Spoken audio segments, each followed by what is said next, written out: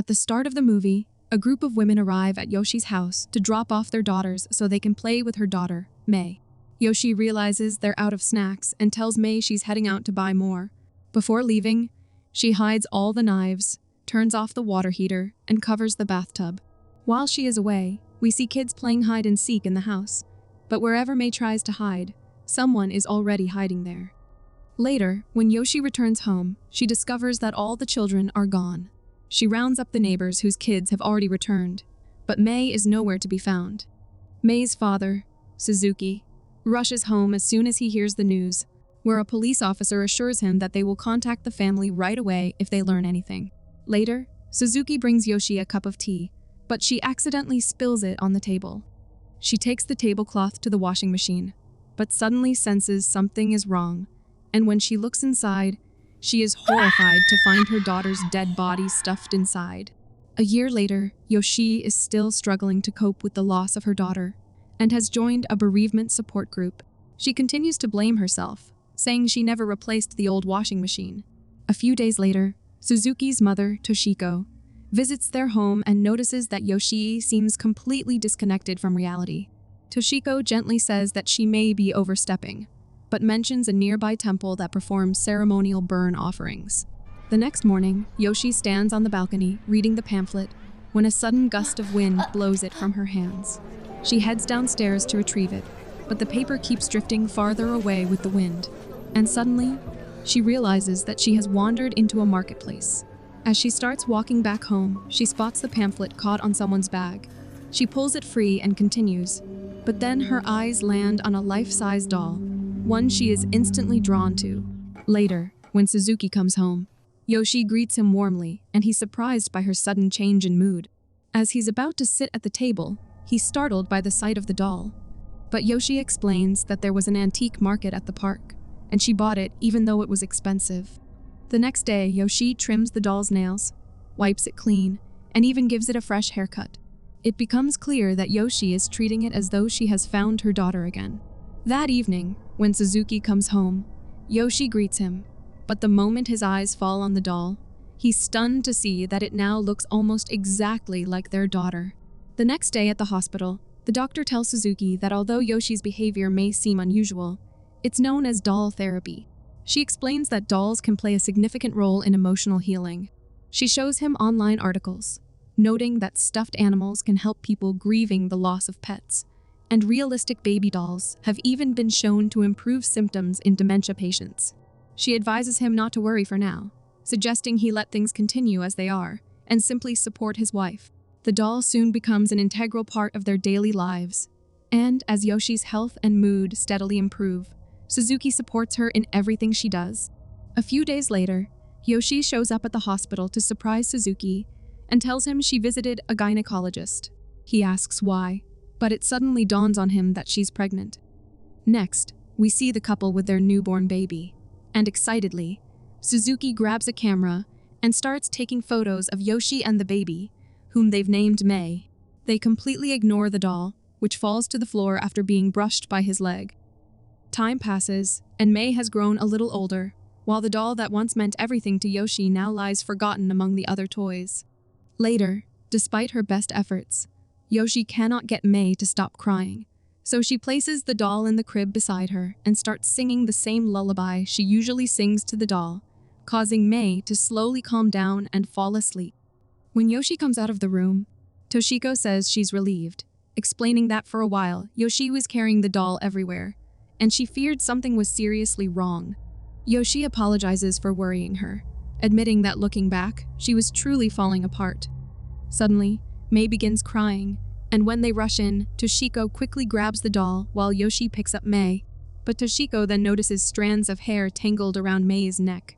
Later, Suzuki explains hair tourniquets when a strand wraps so tight it cuts off blood flow, often from a mother's loose hair around a baby. But Yoshi insists, "It's not my hair." After that, they place the doll back inside its box and lock it away in a closet. 5 years later, Yoshi brings May home from school when a handful of marbles slips from May's hands and scatter across the floor. Yoshi tells her to pick them up properly, but one marble rolls into a closet. May crawls into the closet to retrieve it and finally finds it, But only then does she hear a strange noise coming from inside the doll's box. May comes out asking if she can play with Aya, and when Yoshi shuts the fridge door, she sees May holding the doll. She asks, "So the doll's name is Aya?" And May nods.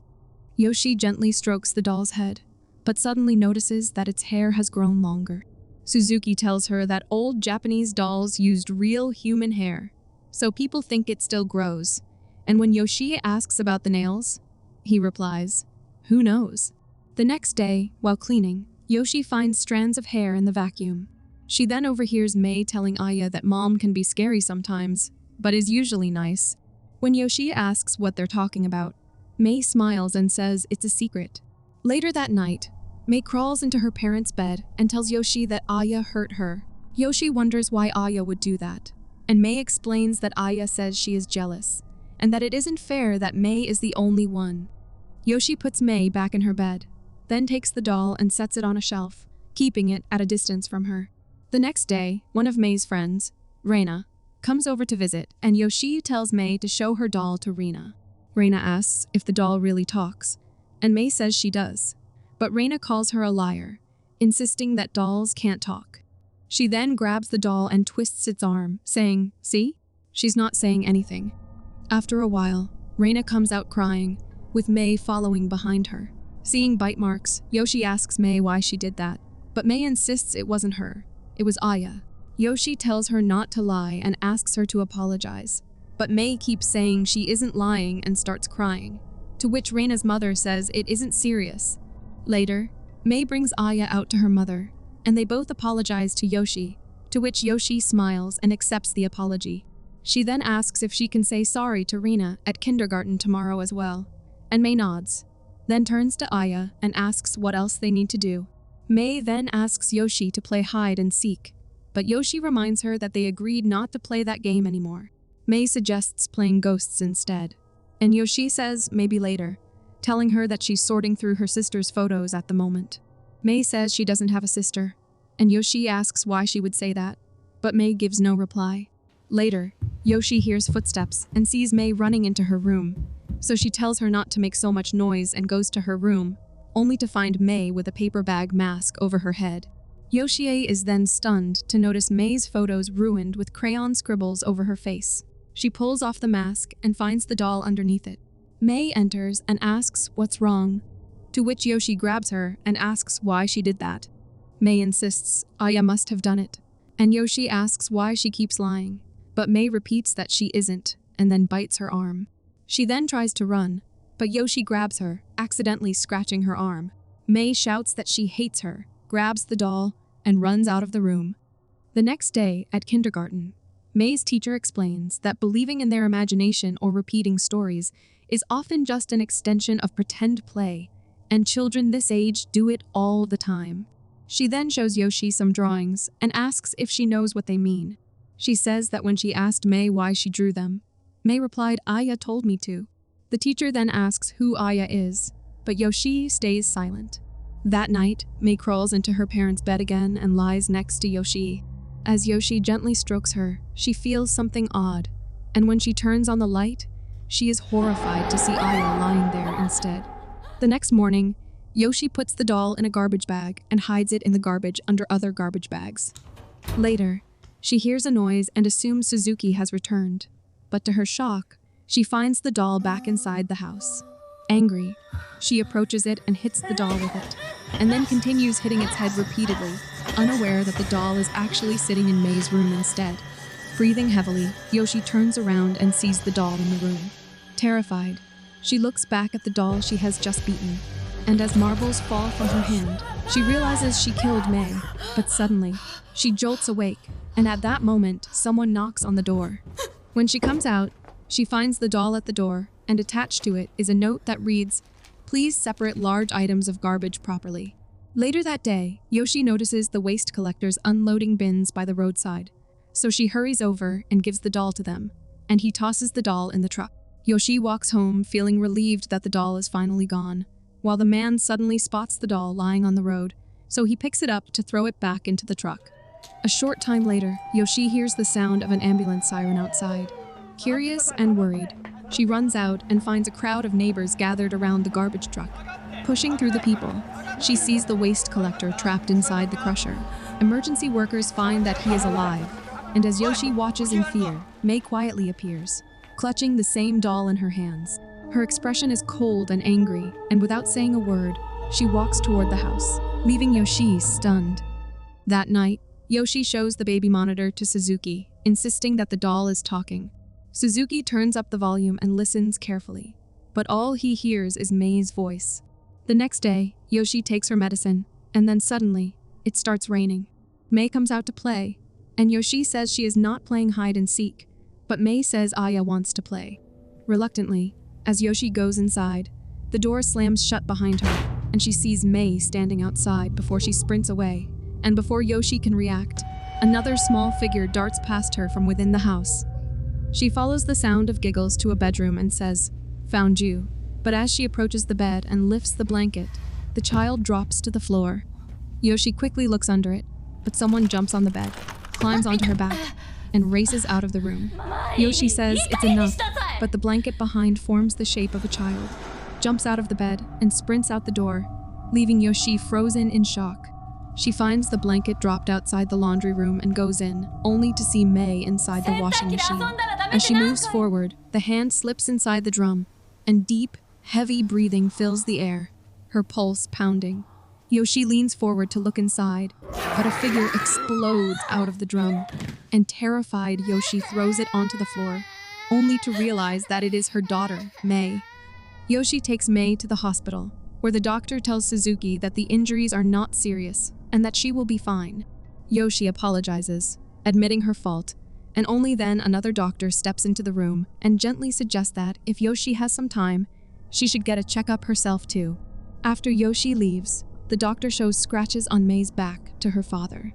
Suzuki is shocked and asks who did that to her, but she replies that if she tells, she'll get hurt again. Suzuki tells Yoshi that he has arranged for her to be admitted for rest, explaining that she has been exhausted lately, and he thinks she needs a break. Yoshi insists she's fine and asks what about Mei, to which he says he already left Mei with his mother. Yoshi asks if the doll is with her as well, and when he nods, she warns him that the doll is dangerous, but Suzuki replies that the problem isn't the doll, it's her. He says, Mei has scratch marks all over her body, and when Yoshi looks down at her own arm, Suzuki gently tells her not to panic, saying they should take things slowly and help her recover. Yoshi agrees, but asks him to take the doll to a temple, saying his mother mentioned there's one nearby that performs burning rituals for such things. Suzuki contacts the temple, and they ask for photos of the doll and every side of the box. But the ceremony can't happen until next month, because requests are already closed. As Suzuki photographs the box, he notices something written on it. Doll of his daughter, Ri Kokichi Yasumoto. He sends the photos to the temple, then researches Yasumoto and learns he was a master doll maker of the early Showa period who blended lifelike and ichimatsu techniques. Based in Izumichi village, Niigata, he crafted a doll for his only daughter, Ri, who cherished it deeply, and the two were said to be inseparable. Just then, his phone rings, and Terashima from the temple urges they do the ritual immediately. He says he'll come the next day to collect the doll, warns that it's dangerous, and tells him to keep it sealed in the box when he hands it over. Still unsettled, Suzuki looks further and finds a video from a group called Occult Rangers, visiting haunted Kanejima Island to investigate the living doll legend. The tale claims Rei went missing in the Showa era. In her grief, Ri's mother, Tieko, began to believe that the doll her daughter loved was actually Rei herself. She refused to be parted from it, and eventually became weaker and weaker, and before dying, she begged, "Bury the doll with me in my coffin." The occult rangers reach the island through a low-tide path, but find nothing before time runs out, and watching it, Suzuki scoffs, "What a joke." Meanwhile, Mei hops onto Toshiko's back, and Toshiko asks if she would like her to read a book in bed. She carries her into the bedroom, only to see Mei asleep in her bed, and the one on her back is the doll. She calls Suzuki and tells him the doll is acting strangely, saying it almost feels alive, but then brushes it off, saying she's probably imagining things. Suzuki tells her they've arranged for the temple to burn the doll in a ritual, and that they'll hand it over the next morning. He then hangs up, but as he gets up, a video suddenly plays on the baby monitor. Mei is talking to the doll and mentioning Niigata Prefecture and Kurakawa District. Shocked, he searches the name Rei online and discovers that it can also be read as Nori, Mesa, Aki, Michi, and Aya. Next, we see him on his way to his mother, telling her that he is coming to pick up the doll now and asking if she can make sure Mei doesn't wake up. He also tells her that he is bringing the baby monitor, asking if she can watch it together with him. While waiting for him, Toshiko hears a noise somewhere in the house, and when she goes to check, she finds the door to the storage room swinging open and close on its own. Confused, she nudges it open with a mop, only to discover the mopping robot moving inside. She turns it off and is about to leave when she realizes the doll is no longer there. Panicking, she rushes to Mei's room only to find Mei missing from her bed as well, and the bedroom window is wide open. She runs into the street looking for Mei and stops a man, asking if he's seen a 5-year-old girl, to which he replies that he saw 2 girls walking hand in hand near the bridge. Toshiko runs to the bridge and finds Mei sitting on the guardrail. She pleads with her not to move and slowly inches toward her, but before she can reach her, Mei jumps. Meanwhile, Suzuki arrives at his mother's house and finds Mei outside with her doll and blood on her mouth. Alarmed, he quickly takes a cloth from his bag and wipes her face, asking where her grandmother is, but Mei just stays silent. A short while later, the police arrive with Toshiko. She explains that she tried to save Mei, who was sitting on the bridge railing, but it wasn't Mei. And then, all of a sudden, something bit her. An officer takes Suzuki in his car and tells him that a woman driving by saw Toshiko collapsed and called emergency services. At first, they assumed it was a traffic accident, but then he shows Suzuki security camera footage from near the scene. In the footage, Mei is seen sitting on the bridge railing, and Toshiko grabs her before she can jump. But then another girl runs toward them and attacks Toshiko. The officer asks, "Mei came home by herself?" And Suzuki nods, quietly slipping the temple pamphlet into his pocket. Later, while changing the bandage on his mother's arm, Suzuki notices that her watch has also been bitten along with her arm. He takes the watch strap to Mei's room to check if the bite marks match her teeth. But while doing so, he sees she is staring straight at him, and then she lets out a loud, piercing scream. The next morning, Terashima arrives to pick up the doll, and before leaving, he tells Suzuki that the burial ceremony will begin at 10. Later, at the temple, Suzuki attends the ceremony, where several priests burn a large number of dolls, and one of them is Aya, wrapped in a white cloth. He tells Yoshi that the monk said the doll may have been searching for its owner, and Yoshi thanks God that nothing worse happened. Suzuki then adds that after her afternoon checkup, if everything looks good, she'll probably be discharged. It's then revealed that the real doll is not burned. Terashima takes it to sell, but the shopkeeper offers him less money than expected, so he refuses to sell it. As he walks out of the store, he feels something caught in his throat, and when he pulls it out, he's shocked to see it's a strand of hair. Moments later, he tumbles down the escalator with the box, smashing it and leaving the doll's container destroyed. He is rushed to the hospital in critical condition, and at the same moment, the head priest arrives. Shocked, Suzuki says, "You burned it today." And the priest apologizes, explaining that their monk must have swapped it with another doll. Suzuki asks what he means, and the priest replies that this doll is beyond what they can handle, but they will refer him to a doll specialist. Suzuki calls the specialist Kanda, who says the monk faxed him the doll's photo, and it's a serious case. He tells Suzuki to seal it in its original case and not touch it. But when Suzuki says the case broke in the accident, Kanda warns him to keep everyone away from it until he arrives. Just then, a nurse walks into the room and starts playing with the doll. Suzuki tells her not to touch it and asks her to hand it back. As she is handing it, she notices a rattling sound coming from inside the doll. Suzuki shakes it, and something falls out of its mouth, and when they check it, they find it's a child's tooth. Suzuki rushes the doll in for a CT scan, and to their horror, the image reveals a real human bone structure inside it. At that moment, Yoshi walks into the room and, stunned, asks, "Why is the doll here?" Later, they run into Kanda outside, and Suzuki explains that the situation has become complicated, then leans in and whispers something to him. The officer apologizes to Kanda, saying he will be taking custody of the doll, but Kanda replies that he doesn't believe the police can solve this case and then hands him a photo he has just taken. Kanda asks the officer where he's headed, and he says to the forensic science lab. Kanda then asks if he can go along, but the officer refuses. After the officer drives away, Kanda says he only wants to make sure they arrive at the lab safely. As they follow the officer, Kanda shows them one of the photos the monk faxed him and explains that the inscription reads, "Let mystical force surround and return to the source." When Suzuki asks what that means, Kanda tells him it's a curse reversal. Meanwhile, the officer checks the photo Kanda handed him and is horrified to see the doll's face distorted into a demonic expression, but he brushes it off and throws the photo out of the car. The officer drives into a tunnel while Suzuki and the others are stopped outside. Inside, he notices that the doll has vanished from the passenger seat. Confused, he looks around and suddenly slams on the brakes when he sees the doll standing in the road ahead. He jumps out of the car to investigate, and there's no one in sight. But when he bends down to check under the vehicle, he sees a small leg. As he straightens up, he is horrified to find a child's head wedged against the tire. Terrified, he stammers, "Are you okay?" and rushes to move the car. But the voice whispers, "It hurts." Meanwhile, Suzuki and the others enter the tunnel, but Kanda tells him to stop the car. They step out and find the officer sitting beside his vehicle, weeping, clutching the doll in his arms. Kanda sits behind the officer and begins a purification ritual, and as he strikes the officer's back, the man freezes in place. Kanda then opens the box he brought, reciting a chant under his breath. He then places the doll inside and secures it tightly with a lock. He then tells Suzuki that he has contacted a doll collector who specializes in studying Kokichi Yasumoto. If they drive him there, they can drop him off and perhaps find out what really happened to Aya Yasumoto. They visit the doll collector, who explains that when he was young, he worked at a small village police post in Niigata.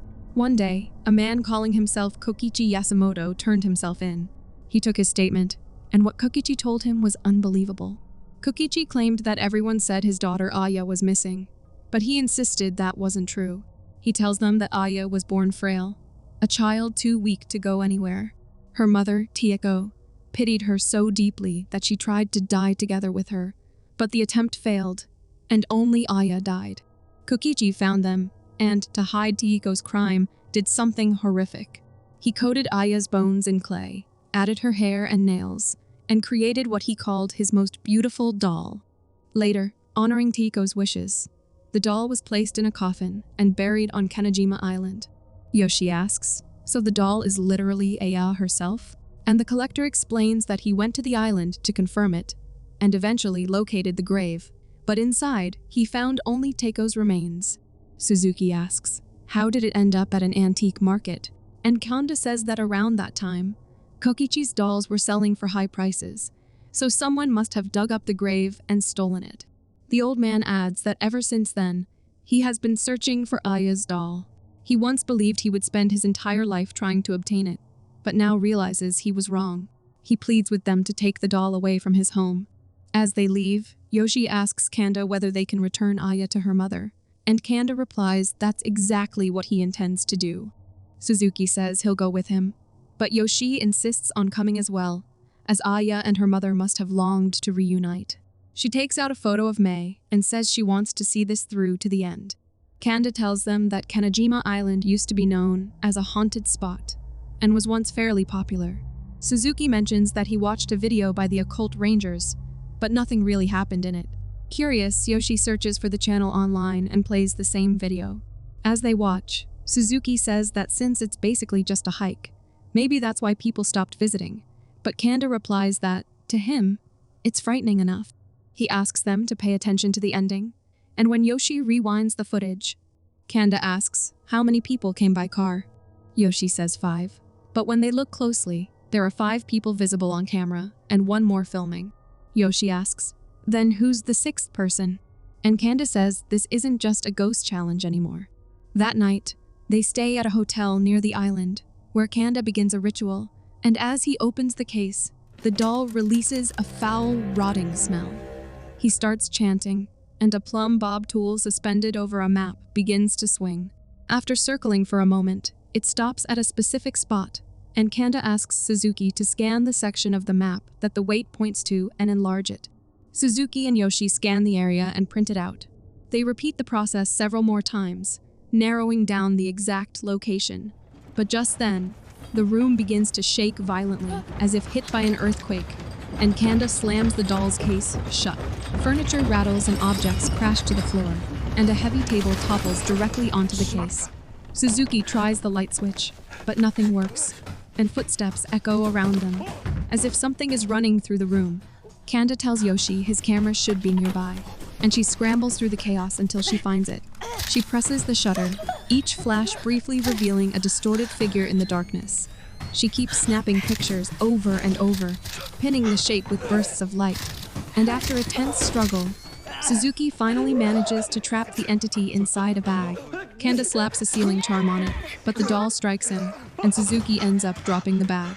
A moment later, the lights flicker back on, and the doll finally collapses inside the sack. Kanda says he messed up, and a nail is revealed to be driven straight through his foot. The next morning, Kanda hands Suzuki a metal detector, explaining that coffins were traditionally buried with 6 coins, so wherever it beeps, the coffin should be. Yoshi and Suzuki find the coffin on the island. They force it open, and inside lies Tiko's decomposing body. Yoshi throws the doll into the coffin, but in her haste, Mei's photo also falls into it. Suzuki shouts that they're out of time, but Yoshi launches herself into the coffin anyway, and as she grabs the photo, the incense spark burns the sealing paper. The sack near Taeko's body shudders, and before Yoshi can react, the fabric splits open, and the doll forces itself free. Terrified, Yoshi tries to get out of the coffin, but the doll grabs her ankle and tries to yank her down. Suzuki throws himself forward, grabbing her arms, and after a desperate struggle, he finally manages to pull her out, and then he quickly closes the coffin's lid. However, Yoshi's hair gets snagged in the doll's grasp and it begins dragging her back. In a panic, she smashes Mei's photo frame and uses a shard of glass to cut her hair loose.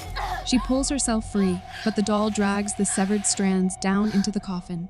Later, when they arrive home, Mei runs straight into Yoshi's arms, and Yoshi lifts her and tells her how much she missed her.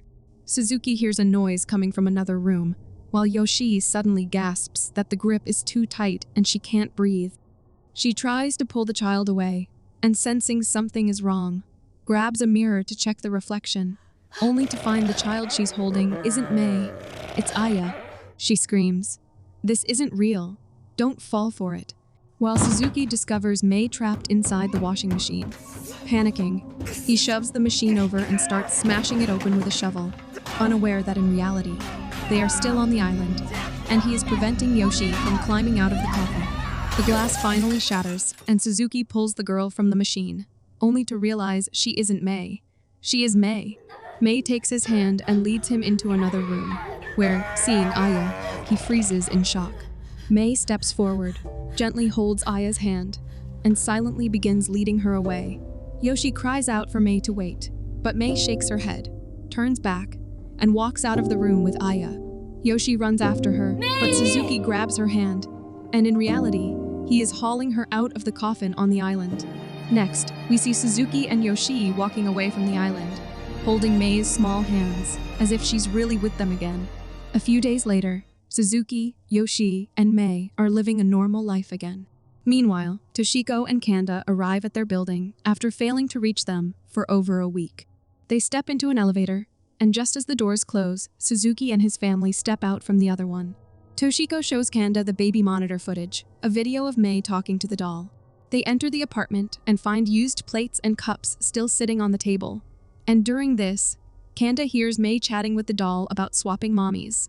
It is then revealed that Aya's mother resented her and used to beat her. Realizing the truth, Kanda says he was completely wrong. Aya hates her mother, and they never should have taken the doll back to the island. Then, we see Mei, inside her grandma's car, calling out for her parents, revealing that the child Suzuki and Yoshi are walking away with is Aya.